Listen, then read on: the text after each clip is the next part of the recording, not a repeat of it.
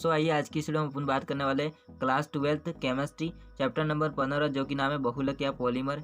3 number का chapter है, तो इसमें से मैंने कुछ क्वेश्चन पिक किए, तो यहाँ पर ध्यान समझिए एक एक क्वेश्चन को। तो समझिए पहला क्वेश्चन, ताप सुगटे बहुलक या ताप सुनम्य बहुलक को परिभाषित कीजिए। देखिए ताप सुगटे बहुलक को अपन कहते हैं थर्मोप्लास्टिक। क्या कहते हैं? थर्मोप्लास्टिक कहते हैं। तो समझना, जैसे कि अपन जानते हैं पॉलीथीन होती है यानी कि थैलियाँ होती है, उसको अपन जलाते हैं तो वो जल करके क्या हो जाती है, सिकुड़ जाती है, और सिकुड़ कर फिर क्या हो जाती है, मृदु हो जाती है। जब इसको अपन थोड़ी देर बाद देखते हैं तो वो ठंडा होकर के कठोर हो जाती है। फिर अब उन वापस इसको गर्म करके वापस इसको उपयोग में लेना चाहते हैं तो ले सकते हैं। तो मतलब ये जो ताप सुगटे बहुलक या ताप सुनम्य बहुलक या थर्मोप्लास्टिक जो होते हैं वो क्या करते हैं, वापस अपन उपयोग में ले सकते हैं।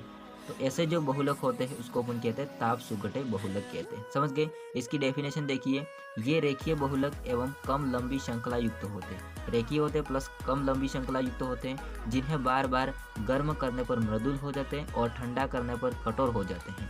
अतः इन्हें साँचे में ढाला जा सकता है, मतलब इसको वापस उपयोग में ले सकते हैं। और इन बहुलकों में अंतरा आणविक आकर्षण बल होता है वो प्रत्यास्थ बहुलक होते हैं उनसे अधिक होता है, जबकि रेशे जो होते हैं उनसे कम होता है।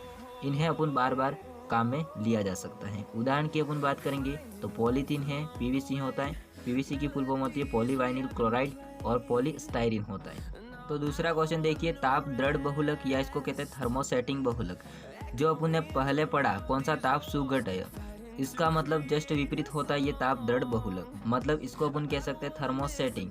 इसको अपन एक बार गर्म करेंगे तो इसकी राख बन जाती है, तो उसको अपन वापस काम में नहीं ले सकते। तो ऐसे जो बहुलक होते हैं उसको अपन ताप दृढ़ बहुलक या थर्मोसेटिंग बहुलक कहते हैं। इसकी डेफिनेशन देखिए, ये बहुलक तिर्यक बंध अथवा अतिरिक्त शाकित होते हैं। इन्हें गर्म करने पर तिर्यक बंधन बढ़ जाता है तथा इनकी संरचना त्रिविमीय जालक के समान हो जाती है, अतः दुर्गलनीय हो जाती है और इनका उपयोग होता है वो पुनः अपन नहीं कर सकते।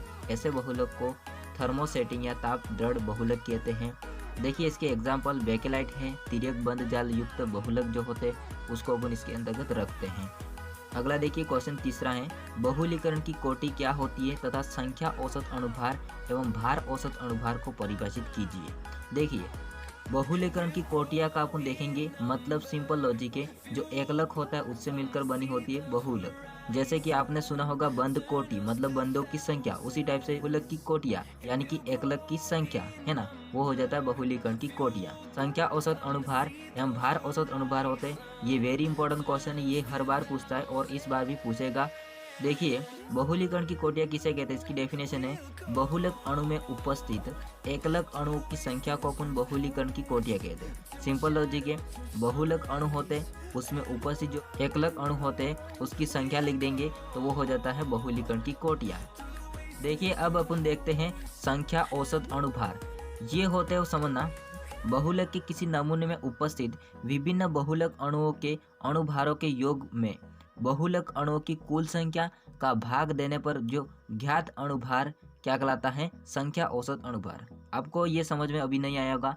देखिए एक थैले में कितने आम है, 20 आम है, तो पूरा थैला जो होता है उसको अपन कह सकते हैं बहुलक, मतलब आम युक्त जो थैला होता है उसको अपन कह सकते हैं बहुलक, मानना है ना। और इसकी इकाई हो जाती है आम, एक आम है ना, इसकी इकाई क्या हो जाती है, एक आम।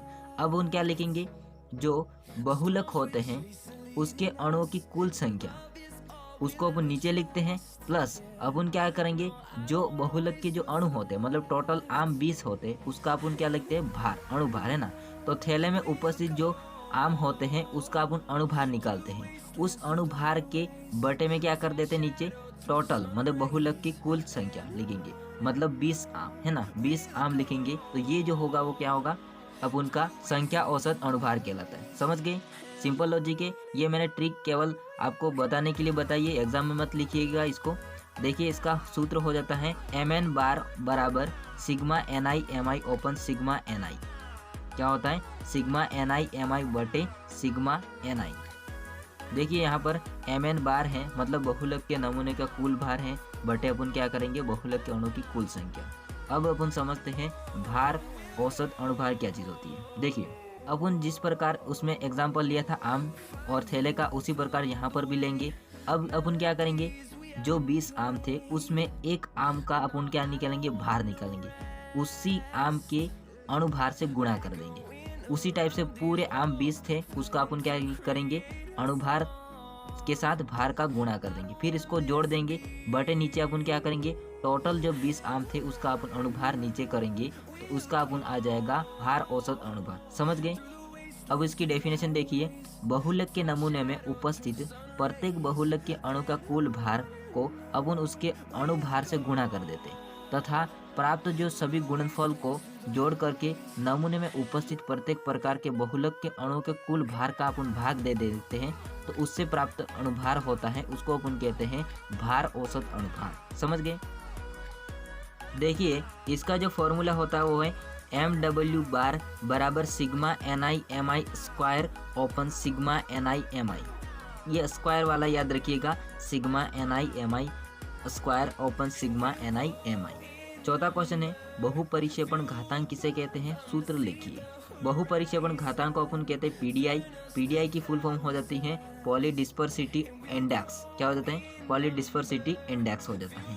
देखिए PDI जो होता है उसको अपन क्या करेंगे, जो भार औसत अणुभार था यानी कि MW बार था बटे क्या कर देंगे, MN बार, यानी कि भार औसत अणुभार बटे संख्या औसत अणुभार किसके बराबर होगा, PDI के बराबर होगा। इसकी डेफिनेशन देखना, किसी बहुलक के भार औसत अणुभार एवं संख्या औसत अणुभार का अनुपात बहुपरिक्षेपण घातांक कहलाता है। समझ गए। अगला क्वेश्चन देखिए 5वां, निम्न के एकलक क्रियाविधि तथा उपयोग लिखिए। देखिए यहाँ पर दो दिए हैं, एक तो दिया है नाइलॉन 66 और दूसरा दिया है बेकेलाइट। इसका अपन को एकलक का नाम बताना है और किस टाइप से ये बहुलक बनते, इसकी क्रियाविधि देखनी होगी, प्लस अपन को क्या करना, उपयोग लिखना होगा।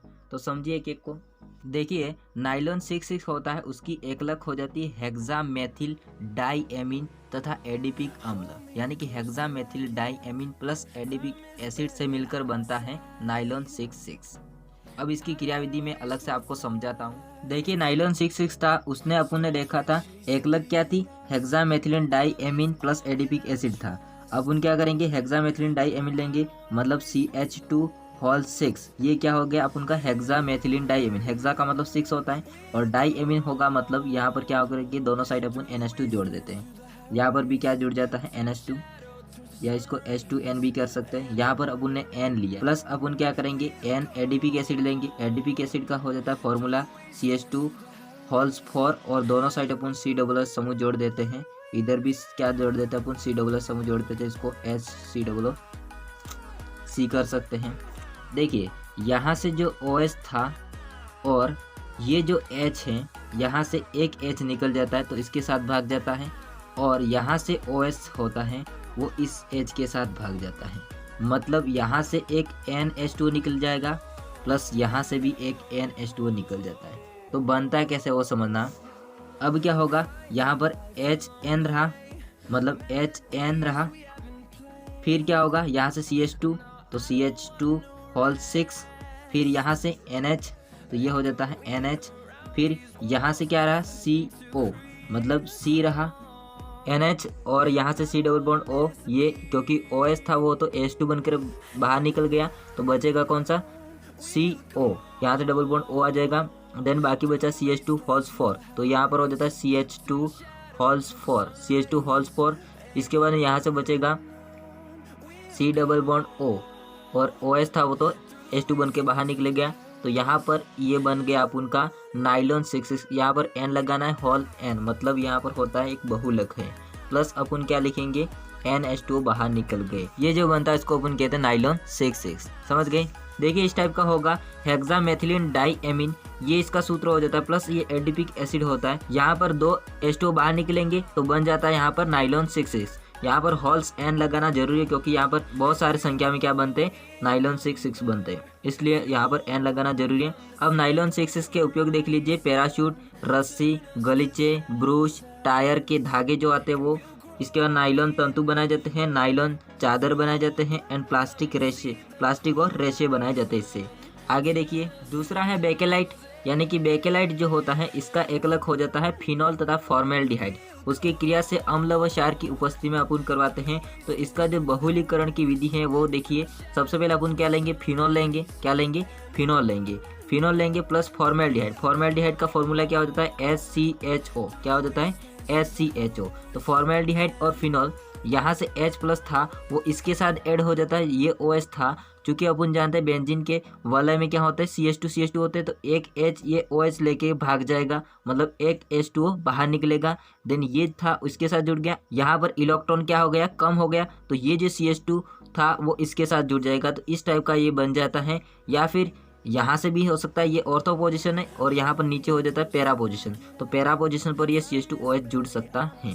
देन अपन ने जो अगला बनाया था वो केवल सूत्र बनाया था। अब अपन इसका लेते हैं एकलक, यानी कि N जो बनाया था फिनॉल के साथ क्या जुड़ा था, H2OH।